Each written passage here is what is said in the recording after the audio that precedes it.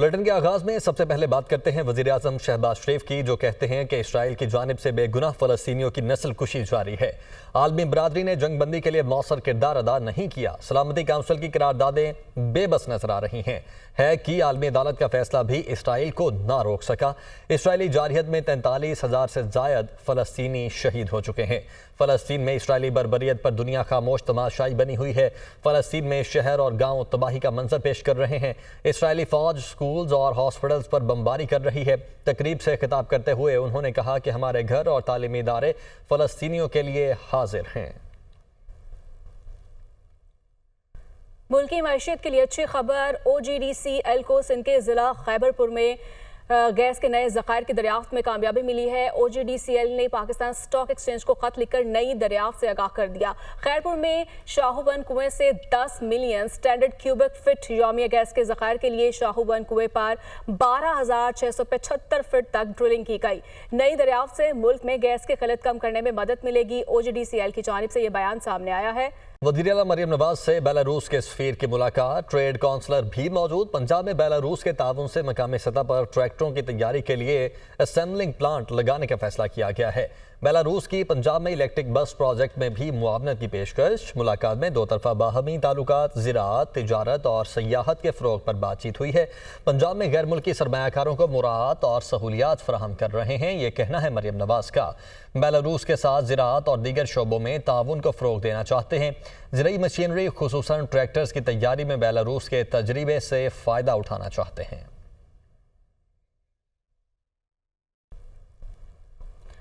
अब आपको बराह रास्त ले चलेंगे। सिंध असम्बली का इजलास जारी है। शर्जील मेमन इस वक्त इज़हार ख्याल कर रहे हैं। साकिब निसार के जूते पॉलिश करने थे इन लोगों ने, तभी ये लोग जाके उसको डैम फंड में फेडरल गवर्नमेंट पैसे दे रही है। डैम बनाना फेडरल गवर्नमेंट का काम था या डैम बनाना साकिब निसार का काम था? तो ये इनका किरदार रहा है, ये इनकी हकीकत रही है। आज ये सिर्फ और सिर्फ इसलिए मुखालफत कर रहे हैं कि इनके लीडर को NRO नहीं मिल रहा, इनके लीडर को माफी नहीं मिल रही। जो गुनाह इन्होंने किए हैं उसकी सजाएं इनको भुगतनी पड़ेंगी। आज PTI भले शराफत का जो लिबास ओढ़ रही है या जिस तरीके से बड़ी इनकलाबी बातें कर रही है, इनकी पूरी सियासत की शुरुआत, इनकी सियासत का इख्तिताम इंशाअल्लाह ताला अवाम के सामने होगा। मुझे आज भी हमारे पाकिस्तान के अजीम हीरो अब्दुल सत्तार ईदी साहब के वो अल्फाज याद आते हैं। सदर मुमलिकत ने जस्टिस याहिया अफरीदी को चीफ जस्टिस ऑफ पाकिस्तान तैनात करने की मंजूरी दे दी। वो 26 अक्टूबर को अपने ओहदे का हल्फ उठाएंगे। 26वीं आईनी तरमीम के बाद उनकी नामजदगी की मंजूरी पार्लिमानी कमेटी ने 2/3 अक्सरियत से दी थी, जिसका तहरीक इंसाफ ने बाइकॉट किया था।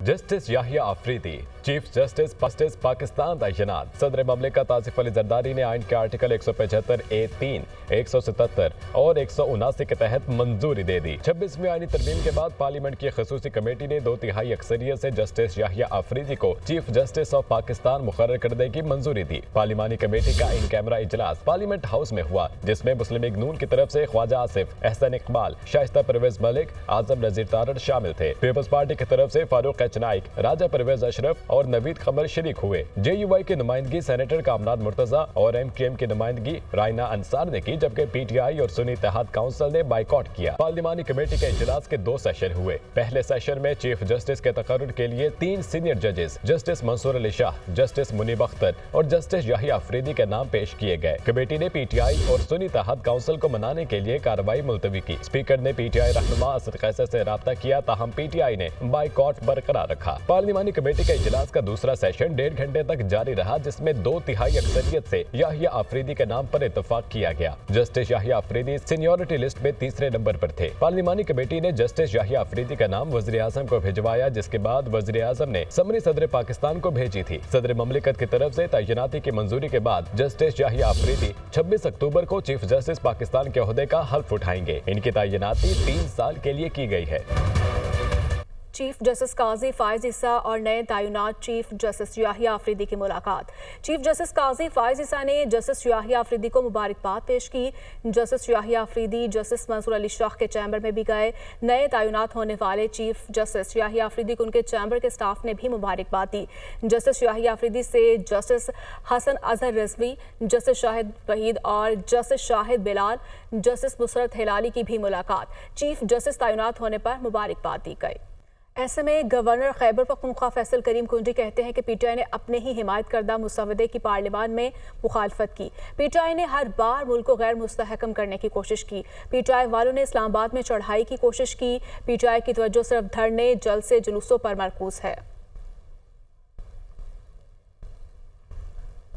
अपने ही बनाए हुए ड्राफ्ट को उन्होंने जो है वोट नहीं किया, क्योंकि आप उस क्लिप को आज भी निकालें कि वही ड्राफ्ट, और हम भी मानते हैं कि वही मौलाना साहब का जो ड्राफ्ट था उसी को हमने एक्सेप्ट किया, जिसको पीटीआई ने भी ड्राफ्ट किया।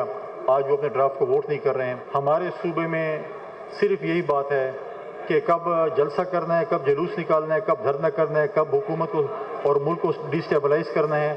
कभी तरक्की की बात नहीं होती। आपको इसलिए मुंतखब नहीं किया गया कि आप हर हफ्ते इस्लामाबाद पे चढ़ाई करें और कोशिश करें कि मुल्क डिस्टेबलाइज हो, मुल्क तरक्की ना करे। रहनुमा तहरीक इंसाफ उमर अयूब का कहना है कि भोंडे तरीके से 26वीं आईनी तरमीम मंजूर करवाई गई है। हमारे 5 MNAs को अगवा करके वोट लिया गया। कब तक पाकिस्तान की आवाम के साथ फ्रॉड किया जाएगा? यही वजह है कि मुल्क में सरमायाकारी नहीं हो रही। जिस तरीके से आइन साजी हुई, मजम्मत करते हैं। 26वीं आईनी तरमीम जिस तरीके से, जिस बेभोंडे तरीके से करवाई गई, नंबर्स इनके पूरे किए गए। फ्लोर ऑफ द हाउस में मैंने कहा, आज अभी यहाँ पे मैं कह रहा हूँ, उसको हम लोग कंडेम करते हैं। पाकिस्तान तहरीक इंसाफ के 5 हमारे अरकान को अगवा करके और वहाँ पे प्रेजेंट किया गया, जोर से उनसे वोट दी गई। पाकिस्तान की आवाम के साथ कब तक ये फ्रॉड चलता जाएगा? यही वजह है कि पाकिस्तान में कोई सरमायाकारी नहीं हो रही। हम लोग इस प्रोसेस को कंडेम करते हैं। जिस तरीके से ये आइन साजी हुई उसको कंडेम करते हैं। बुशरा बीबी साहिबा एक घरेलू खातून है, उनका सियासत से कोई लेना देना नहीं। उनको तोशाखाना केस में बगैर किसी वजह के मुलव्वस किया गया था। तोशाखाना 2 केस में बुशरा बीबी की दरखास्त से जमानत मंजूर। इस्लामाबाद हाई कोर्ट का बुशरा बीबी को जमानत पर रिहा करने का हुक्म। जस्टिस मियां गुल हसन औरंगजेब ने बुशरा बीबी की रिहाई के अहकाम जारी किए। अदालत का 10-10 लाख रुपए के 2 जमानती मशल्के जमा करवाने का हुक्म जारी किया गया।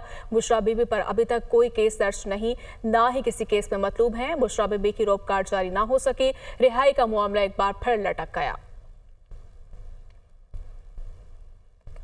सुप्रीम कोर्ट ने बरतरफ मुलाजमीन बहाली की दरखास्तें आईनी बेंच को भेज दी हैं। जस्टिस मंसूर अली शाह ने रिमार्क्स दिए। इस केस में आईनी सवाल है। 26वीं आईनी तरमीम में कहा गया आईनी केसेस आईनी बेंच सुनेगा। जस्टिस आयशा मलिक ने रिमार्क्स दिए, ये केस आईनी बेंच ही सुनेगा। जस्टिस मंसूर अली शाह की सरबराही में 3 रुकनी बेंच ने समाअत की। वजारत पेट्रोलियम नेचुरल रिसोर्स के साथ मुलाजमीन ने हाई कोर्ट के फैसले के खिलाफ सुप्रीम कोर्ट से रुजू किया था।